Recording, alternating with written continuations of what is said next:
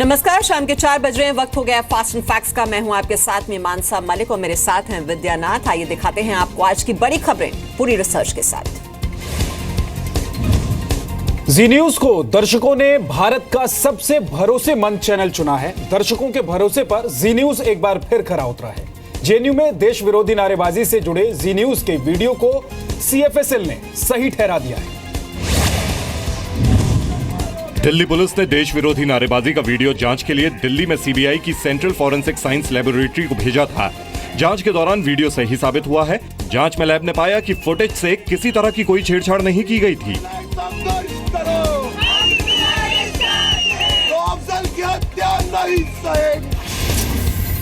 JNU campus में 9 फरवरी को आतंकी अफजल गुरु की बरसी के मौके पर कार्यक्रम आयोजित किया गया था। कार्यक्रम के दौरान कश्मीर की आजादी और पाकिस्तान के समर्थन में नारेबाजी की गई। वीडियो सामने आने के बाद 12 फरवरी को दिल्ली पुलिस ने देशद्रोह का केस दर्ज किया। जेएनयू छात्र संघ के अध्यक्ष कन्हैया कुमार को गिरफ्तार किया गया। कोर्ट ने कन्हैया को 6 महीने की अंतरिम जमानत दी है। देशद्रोह के आरोप में गिरफ्तार उमर खालिद और अनिर्बान भट्टाचार्य को भी कोर्ट ने 6 महीने की अंतरिम जमानत पर रिहा किया है। जेएनयू में मामले की जांच के लिए बनी कमेटी ने भी कैंपस में देश विरोधी नारेबाजी की बात मानी थी। मुंबई में 26/11 के हमले के दौरान भारत के तत्कालीन गृह सचिव मधुकर गुप्ता और दूसरे बड़े अधिकारी पाकिस्तान की साजिश में फंस गए। 26 नवंबर 2008 को इस्लामाबाद में भारत पाकिस्तान के बीच गृह सचिव स्तर की बातचीत खत्म हुई थी। भारतीय दल को उसी दिन पाकिस्तान से आना था, लेकिन पाकिस्तान ने बहाना बनाकर गृह सचिव मधुकर गुप्ता और दूसरे अधिकारियों को हिल स्टेशन मरी भेज दिया। कहा जा रहा है कि गृह सचिव को हिल स्टेशन भेजना पाकिस्तान की सोची समझी रणनीति का हिस्सा था। अगर गृह सचिव पाकिस्तान में होते तो भारत को आतंकियों के खिलाफ रणनीति बनाने में दिक्कत आती। कहा भाई मरी में किया है, हम तो इस्लामाबाद में रह रहे थे और हमें अगले रोज जाना था, तो हमें लगा थोड़ा सा कि भाई मरी जाने का क्या है, बट इन्होंने इंतजाम किया था, वहां हम चले गए। स्पेक्यूलेशन में 8 साल बाद ये कहना कि साहब अब कि उनको रोक दिया गया था क्योंकि ये चीज थी, से हम क्या प्रूव करने की कोशिश कर रहे हैं। अब वो कॉन्स्पिरेसी थी तो किसकी थी, वो थी कि नहीं थी। जो बोल रहे हैं कॉन्स्पिरेसी थी तो वो प्रिजम्पशन पे बोल रहे हैं, क्या उनके पास कोई दूसरा भी एविडेंस है, ये देखना पड़ेगा अपने को। भारतीय अधिकारियों को पाकिस्तान के गृह मंत्री से मिलवाने का बहाना बनाकर हिल स्टेशन भेजा गया। भारतीय टीम में गृह मंत्रालय के सचिव के अलावा एक एडिशनल सेक्रेटरी और एक ज्वाइंट सेक्रेटरी भी शामिल थे। गृह सचिव की गैर मौजूदगी में स्पेशल सेक्रेटरी एमएल कुमावत ने 26 नवंबर की रात आतंक विरोधी अभियान की कमान संभाली। मुंबई हमले के करीब 7.5 साल बाद आरटीआई के जरिए गृह सचिव के पाकिस्तान में होने का ये खुलासा हुआ है। आम आदमी सेना ने आरोप लगाया है कि दिल्ली के असली परिवहन मंत्री गोपाल राय नहीं बल्कि केजरीवाल के करीबी गोपाल मोहन हैं। आम आदमी सेना ने दिल्ली के परिवहन विभाग की बैठक के दस्तावेजों का हवाला देकर आरोप लगाया है कि अधिकारी गोपाल राय को नहीं बल्कि गोपाल मोहन को रिपोर्ट करते हैं। आम आदमी सेना के मुताबिक गोपाल मोहन सीएम केजरीवाल के घर पर पहले चाय बनाया करते थे। डीटीसी के सारे डिपो के डीजीएम, सीजीएम जिस आदमी को रिपोर्ट कर रहे हैं, बुराड़ी कमर्शियल अथॉरिटी के एमवीआई, एमएलओ जिस आदमी को रिपोर्ट कर रहे हैं, वो आदमी की शक्ल तो गोपाल राय नहीं है। वो तो मैंने देखा, वो तो आदमी गोपाल मोहन है। गोपाल मोहन वो आदमी है जो अरविंद केजरीवाल के क्षेत्र में अरविंद का काम देखते हैं। गोपाल मोहन वो आदमी है, जब आम आदमी पार्टी बनी थी वो अरविंद के किचन में चाय बनाया करते थे। खबर यह भी है कि परिवहन मंत्री गोपाल राय ने कैबिनेट छोड़ने की गुहार सीएम केजरीवाल से लगाई है। गोपाल राय ने इसके लिए अपनी खराब सेहत का हवाला दिया है। आम आदमी सेना के मुताबिक 6 महीने से गोपाल मोहन ट्रांसपोर्ट कमिश्नर की सीट पर बैठकर मीटिंग लेते हैं। आम आदमी सेना के मुताबिक गोपाल मोहन सीएम केजरीवाल की विधानसभा का एक कार्यकर्ता है। आम आदमी सेना के मुताबिक सीएम केजरीवाल के कहने पर गोपाल मोहन ने पूरे मंत्रालय पर कब्जा कर लिया है। गोपाल मोहन औपचारिक रूप से एंटी करप्शन पर मुख्यमंत्री केजरीवाल के सलाहकार भी हैं। महाराष्ट्र के सामाजिक कार्यकर्ता नरेंद्र दाभोलकर की हत्या में सीबीआई ने पहली गिरफ्तारी की है। बीती रात मुंबई के नजदीक पनवेल से हिंदू जन जागृति समिति के सदस्य डॉक्टर वीरेंद्र सिंह तावड़े को सीबीआई ने गिरफ्तार किया। हिंदू जन जागृति समिति गोवा के संगठन सनातन संस्था से जुड़ी है। आरोपी वीरेंद्र सिंह तावड़े मुंबई के एक अस्पताल में बतौर ईएनटी स्पेशलिस्ट 15 साल से काम कर रहा है। मुझे लगता है कि एक वेलकम डेवलपमेंट है, राइट डायरेक्शन में है। कि अभी भी ज़्यादा इन्वेस्टिगेशन हो जाए तो मास्टरमाइंड भी मिलेंगे और सबूत भी मिलेंगे। उनको सजा मिलने के लिए प्रक्रिया शुरू करनी चाहिए और सीबीआई काम कर रही है, ये बड़ा हर्ष का विषय है। डॉक्टर नरेंद्र दाभोलकर अंधविश्वास के विरोध में अभियान चलाते थे। 20 अगस्त 2013 को पुणे में 2 लोगों ने गोली मारकर डॉक्टर दाभोलकर की हत्या कर दी थी। महाराष्ट्र पुलिस के जांच में नाकाम रहने पर बॉम्बे हाईकोर्ट ने मई 2014 में सीबीआई को जांच का काम सौंपा था। आरोपी डॉक्टर तावड़े को इस वक्त अदालत में पेश किया जा रहा है। प्रधानमंत्री नरेंद्र मोदी की कैबिनेट में जल्द बदलाव हो सकते हैं।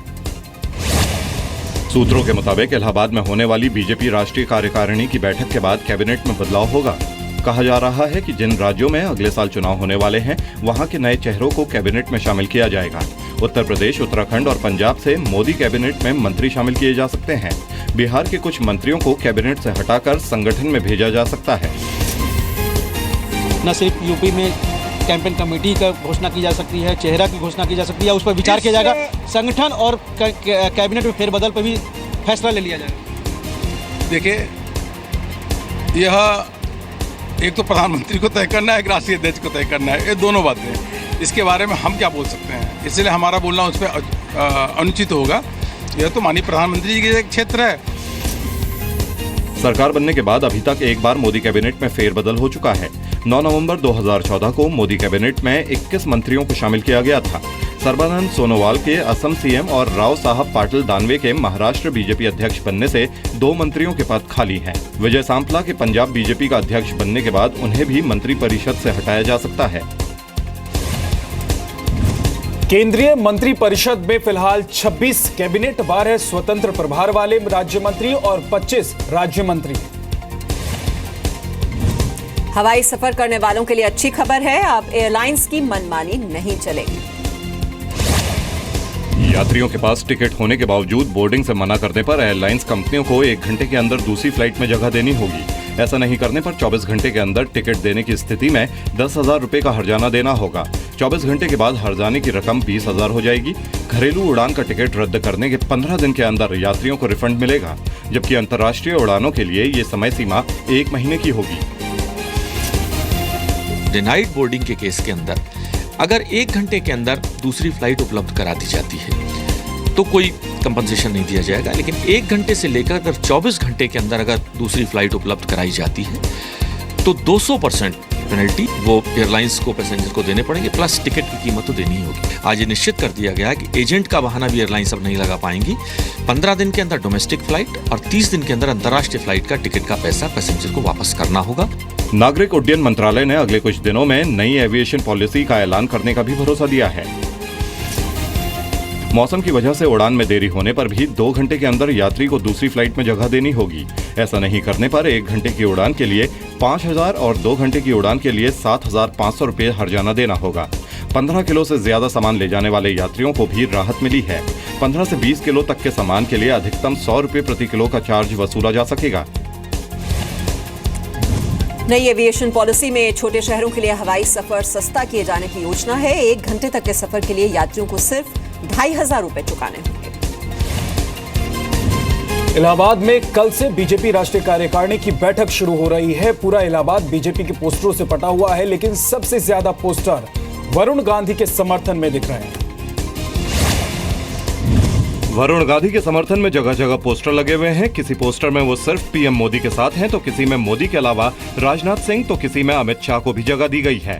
नारा दिया गया है, यूपी में करुण पुकार, अब की बार बीजेपी सरकार।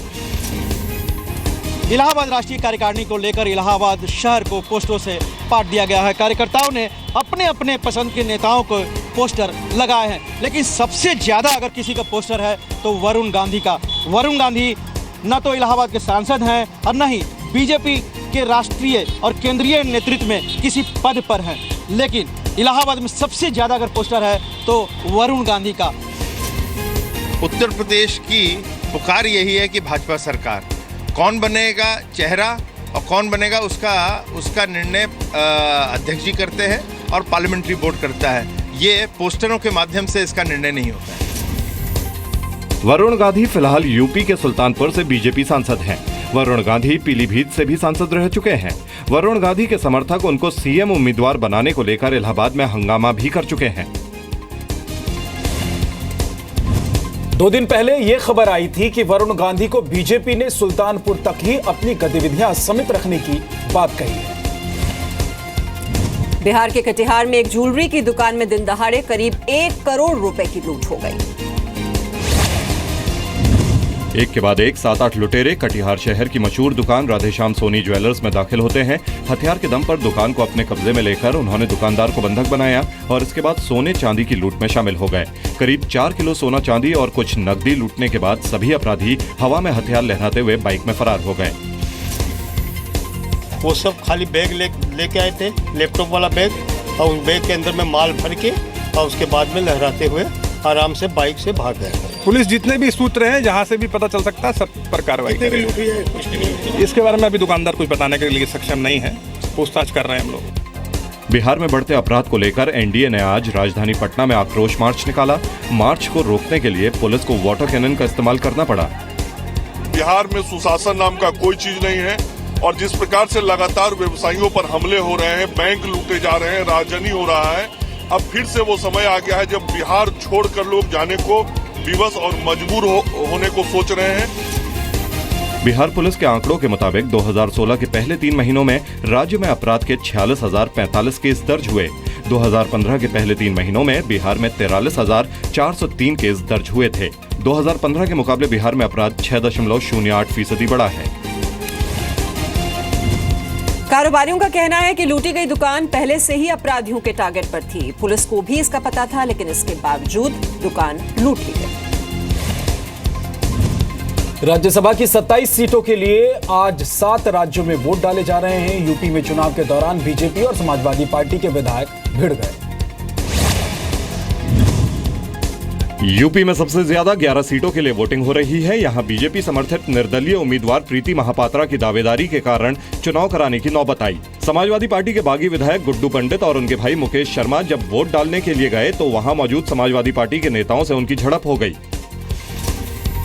फरुखाबाद से ये निर्दलीय विधायक आप वोट डालने गए थे तो भाजपा के लोगों ने कहा कि वोट दिखा नहीं सकते। इन्होंने वोट दिखाया नहीं, इसमें विवाद हुआ। इन्होंने कहा मैं चुनाव आयोग में जाऊंगा। उसके बाद फिर बौखला गई। अगर भारतीय जनता पार्टी करे तो रासलीला, और कांग्रेस या अन्य दल ऐसा ही कुछ काम करें तो उनका कैरेक्टर ढीला। ये दोगला मापदंड नहीं चलना चाहिए। गुड्डू पंडित और मुकेश शर्मा के अलावा कई और विधायकों के क्रॉस वोटिंग की खबर है। मध्य प्रदेश, झारखंड में 3-3 सीटों पर राज्यसभा चुनाव के लिए वोट डाले जा रहे हैं। कर्नाटक की 4 सीटों के लिए वोटिंग हो रही है, जबकि उत्तराखंड की 1 सीट के लिए। हरियाणा की 2 और राजस्थान की 3 सीटों पर राज्यसभा चुनाव के लिए मतदान हो रहा है। राज्यसभा की 30 सीटों के लिए निर्विरोध चुनाव हो चुका है। राज्यसभा चुनाव के लिए वोटों की गिनती का काम 5 बजे से शुरू होगा।